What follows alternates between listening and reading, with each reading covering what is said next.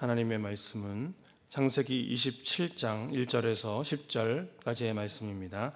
구약성경 37쪽에 있는 창세기 27장 1절에서 10절 말씀을 한 절씩 교독하신 후에 마지막 절을 함께 봉독하겠습니다. 이삭이 나이가 많아 눈이 어두워 잘 보지 못하더니 맏아들 에서를 불러 이르되 내 아들아 하매 그가 이르되 내가 여기 있나이다 하니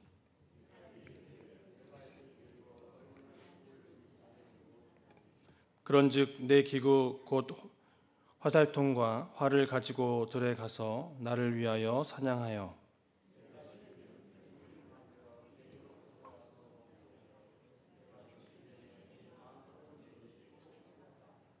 이삭이 그의 아들 에서에게 말할 때에 리브가가 들었더니 에서가 사냥하여 오려고 들로 나가매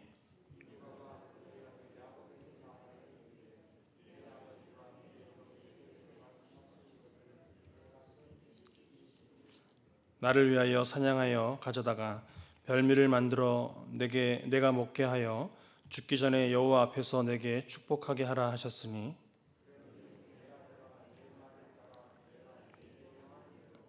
염소 떼에 가서 거기서 좋은 염소 새끼 2마리를 내게로 가져오면 내가 그것으로 내 아버지를 위하여 그가 즐기시는 별미를 만들리니 내가 그것을 내 아버지께 가져다 드려서 그가 죽기 전에 내게 축복하기 위하여 잡수시게 하라.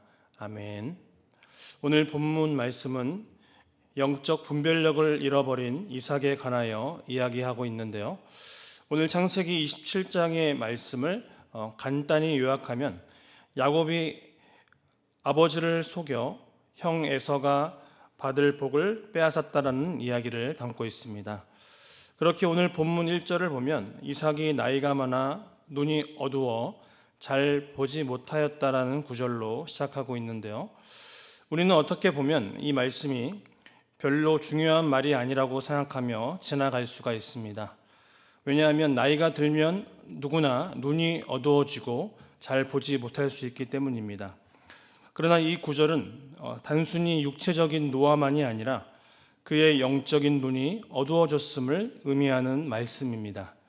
지금 이삭이 나이가 들면서 영적인 안목이 흐려졌고 이로 인해 가정에 어려움이 생겨났다라는 것입니다.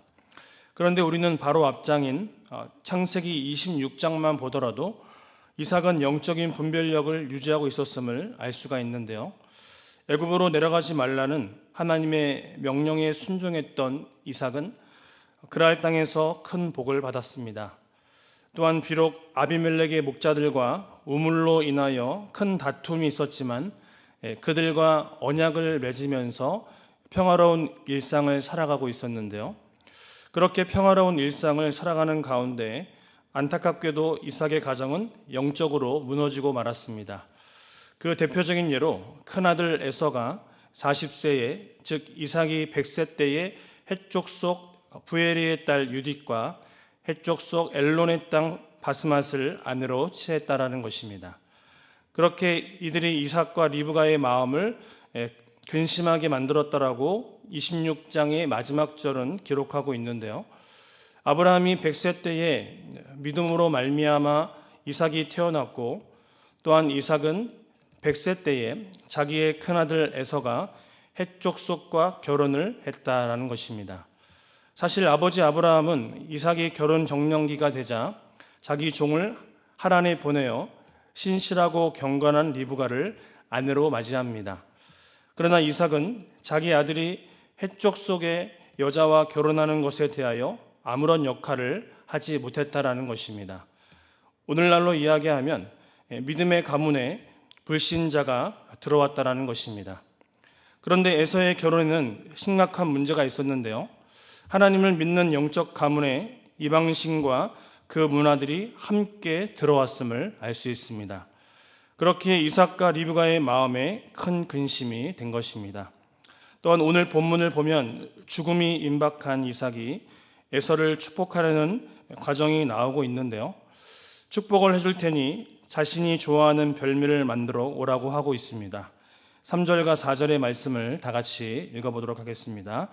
그런즉 내 기구 곧 화살통과 활을 가지고 들어가서 나를 위하여 사냥하여 내가 즐기는 별미를 만들어 내게로 가져와서 먹게 하여 내가 죽기 전에 내 마음껏 내게 축복하게 하라.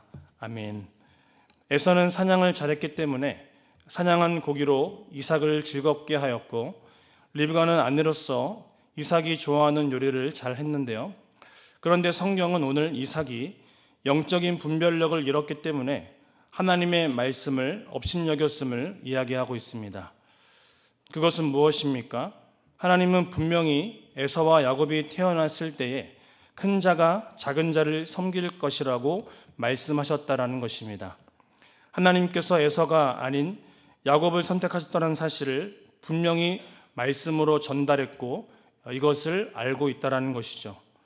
그리고 이것은 그들이 자라나면서 보다 분명히 드러나고 있는데요. 이미 에서는 자기가 좋아하는 요리인 팥죽 한 그릇 때문에 장자의 명분을 동생에게 팔아버렸습니다. 또한 그가 이방 여인과 결혼을 하면서 부모의 근심을 더하게 되었다는 것이죠. 이 모든 것을 볼 때에 에서는 하나님의 복을 이어갈 자격을 완전히 상실해 버렸다는 것입니다. 그렇게 아버지의 명령을 받은 에서는 5절에 즉시 사냥을 하러 떠났고, 이삭과 에서의 대화를 옆에서 듣고 있던 리브가는 음모를 꾸미고 있는데요. 그녀는 남편 이삭을 속여서 에서에게 임할 그 축복을 야곱이 가로채도록 만들어 버렸다는 것입니다. 10절 말씀을 보면 내가 그것을 내 아버지께 가져다 드려서 그가 죽기 전에 내게 축복하기 위하여 잡수시게 하라, 이렇게 이야기하고 있는데요. 물론 리브가의 마음속에는 분명히 하나님의 그 예언을 성취하겠다라는 의도가 있었을 것입니다. 나는 명분과 신리를 통해 남편을 속였다라는 것이죠. 그러나 성경은 우리에게 결과가 방법을 정당화할 수 없음을 분명히 말씀하고 있는데요. 그렇게 오늘 우리가 생각해 보아야 할 사실은 무엇일까요? 리브가가 이러한 방법을 사용하지 않았으면 어땠을까 하는 것입니다. 그랬다면 하나님께서 다른 방법을 통해 역사하셔서 야곱을 축복하셨고, 그렇게 되었다면 야곱과 에서가 과격한 대립을 피할 수 있지 않았을까 했다라는 것입니다. 결국 우리의 삶을 돌아볼 때에 결코 경건치 못한 방법으로 하나님의 계획을 내가 정당화하지 말라라는 것입니다. 하나님을 경외하는 자들에게 더 중요한 것은 결과보다 진행되고 있는 과정이라는 것이죠. 그렇게 오늘 본문은 하나님의 말씀을 이루려는 리브가의 영적인 가치관은 좋았지만 영적으로 눈이 어두운 남편을 속여서 그 일을 내가 한번 이루어 보겠다라는 그의 시도는 잘못되었음을 지적하고 있다라는 것입니다. 또한 그녀는 이미 야곱이 형 에서의 장자권을 갈취했다라는 사실을 알고 있었는데요. 그렇기에 이 기회를 통해서 야곱이 에서의 축복을 가르치는 일에 성공한다면 이 일은 언젠가 하나님의 말씀이 그대로 이루어질 것이라는 확실한 증거가 된다라고 착각했다라는 것이죠. 이러한 차원에서 성경은 오늘 4절과 7절의 말씀을 통해서 이삭과 그 리브가의 축복에 대한 관점의 차이를 분명히 보여주고 있는데요.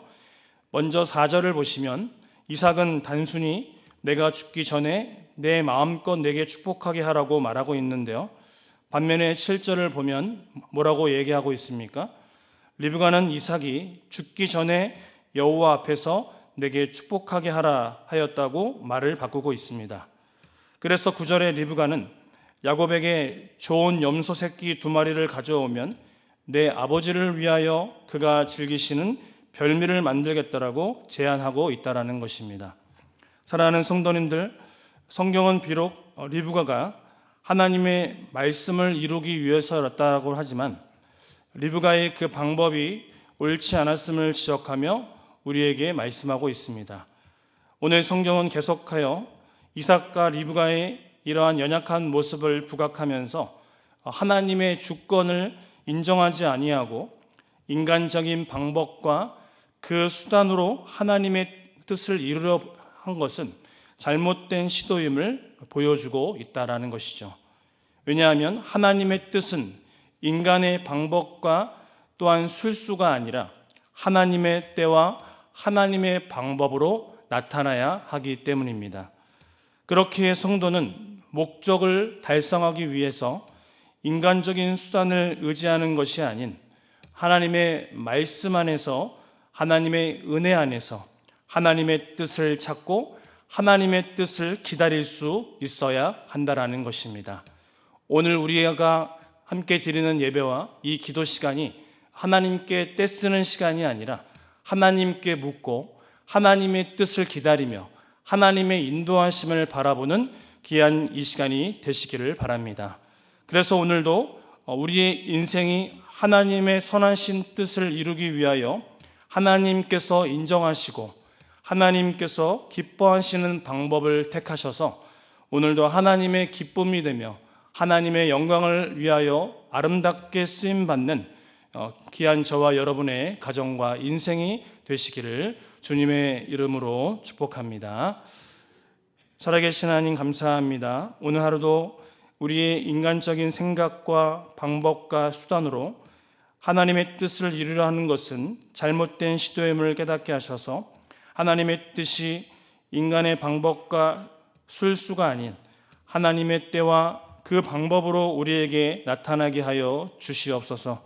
또한 내가 성도로서 목적을 이루기 위하여 인간적인 수단을 의지하는 인생이 아니라 말씀 안에서, 은혜 안에서 하나님의 뜻을 찾고 기다리는 귀한 인생이 되기를 바라오며 우리 주 예수 그리스도의 이름으로 기도하옵나이다. 아멘.